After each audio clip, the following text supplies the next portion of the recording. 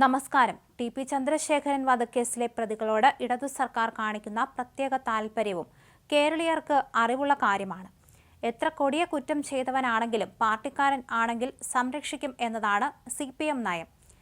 ഇതാണ് TP. Case പ്രതികൾക്ക് തോന്നിയതുപോലെ പരോൾ നൽകാൻ കാരണം.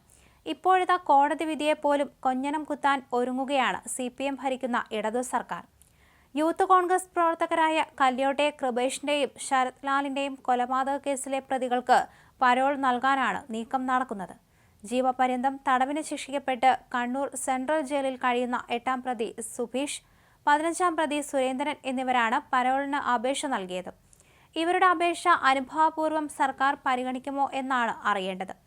അപേക്ഷയിൽ ജയിൽ അധികൃതർ പോലീസിന്റെ റിപ്പോർട്ട് തേടിയെന്നാണ് വിവരം. വിധി വന്ന് 1.5 മാസം തികയും മുൻപെയാണ് പരോൾ അനുവദിക്കാൻ നീക്കം നടക്കുന്നത്. ജനുവരി 3-നാണ് കൊച്ചി CBI കോടതി കേസിലെ 14 പ്രതികൾക്ക് ശിക്ഷ വിധിച്ചത്. പരോളിന് അപേക്ഷിച്ച പ്രതികൾക്ക് ജീവപര്യന്തം തടവിന് പുറമെ ഇരുവരെയും 1 ലക്ഷം രൂപ വീതം പിഴയടയ്ക്കാനും ശിക്ഷിച്ചിരുന്നു. 2019 ഫെബ്രുവരി 17-ന് രാത്രി 7:45-ന് പെരിയ കല്യോട്ട് വെച്ചാണ് കൃപേഷിനെയും ശരത് ലാലിനെയും കൊലപ്പെടുത്തുന്നത്. നേരത്തെ RMP നേതാവ് ടി.പി. ചന്ദ്രശേഖരൻ വധക്കേസിലെ പ്രതികൾക്ക് പരോൾ ലഭിച്ചതുമായി ബന്ധപ്പെട്ടുള്ള വിശദവിവരങ്ങൾ പുറത്തു വന്നിരുന്നു. കേസിലെ 3 പ്രതികൾക്ക് 1000 ദിവസത്തിൽ കൂടുതൽ പരോൾ കിട്ടി.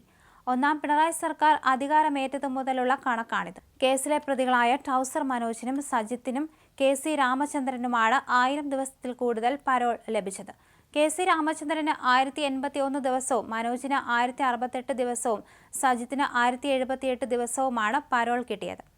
മറ്റ് പ്രതികളായ TK രജീഷിന് 940 ദിവസവും കിർമാണി മനോജിന് 851 ദിവസവും MC അനൂപിന് 900 ദിവസവും ഷിനോജിന് 925 ദിവസവും മുഹമ്മദ് ഷാഫിക്ക് 656 ദിവസവും റഫീഖിന് 752 ദിവസവുമാണ് പരോൾ കിട്ടിയത്.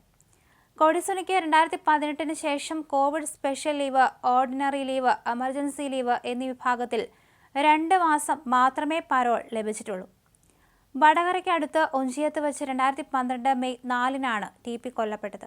ബോംബെറിഞ്ഞ് വീഴ്ത്തിയ ശേഷം വെട്ടിക്കൊലപ്പെടുത്തുകയായിരുന്നു. CPM-ൽ നിന്ന് വിട്ടുപോയി RMP എന്ന പാർട്ടി ഉണ്ടാക്കിയതിൽ പ്രതികൾ പക വീട്ടുകയായിരുന്നുവെന്നാണ് കേസ്.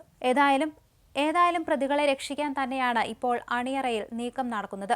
അതുകൊണ്ടാണ് പെരിയ കൊലപാതക കേസിലെ പ്രതികളും ഇപ്പോൾ ജാമ്യം തേടി എത്തിയിരിക്കുന്നത്. അതുകൊണ്ട് തന്നെയാണ് പെരിയ കൊലക്കേസിലെ പ്രതികളും ഇപ്പോൾ പരോളിന് വേണ്ടി അപേക്ഷിച്ചിരിക്കുന്നത്.